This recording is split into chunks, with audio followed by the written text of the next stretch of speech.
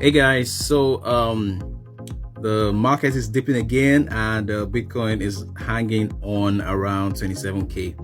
All right, so will Bitcoin get back to 24,500?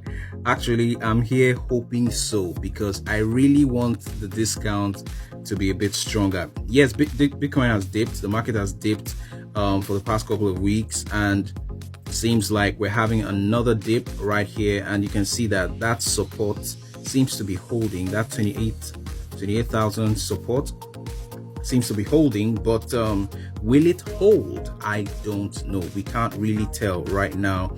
RSI is at 28, already oversold, and then you can see that the volume is really on the low side because trader sentiment isn't very strong right now.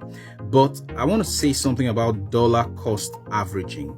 Now, when the market is down, that's the time you need to get into the market. But don't put all the money you have available into the market right now. Dollar cost average. That simply means that you're buying in bits, little by little. Maybe once a week you put in some money. I'll give you an example. Let's say you have $1,000 to invest in cryptocurrency, and you want to start buying now that it's dipping. Now, what you need to do is you can just space it out over a 5-week period, or an 8-week period, or maybe a 10-week period. So what you're doing is this week, after this dip, or seeing that it is dipping right now, you can put in $100.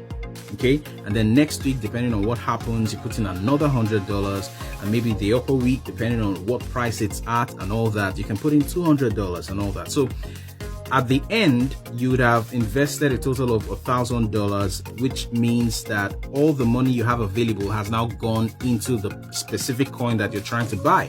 But you're taking wise decisions. You're only buying after dips, and you're buying in bits and calculating it properly so that you're not just throwing money into the market aimlessly. Okay, so you've successfully put in all the money, but you bought at different price points, which now averages your entry point, and you can actually calculate it.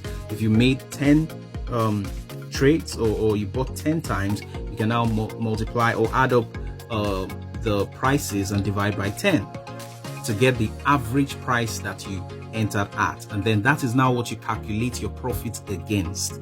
Okay, so think about it, and still observe the market, do your own research, and of course study the coin you're trying to get into before you get in, before you start to dollar cost average. All right, talk later.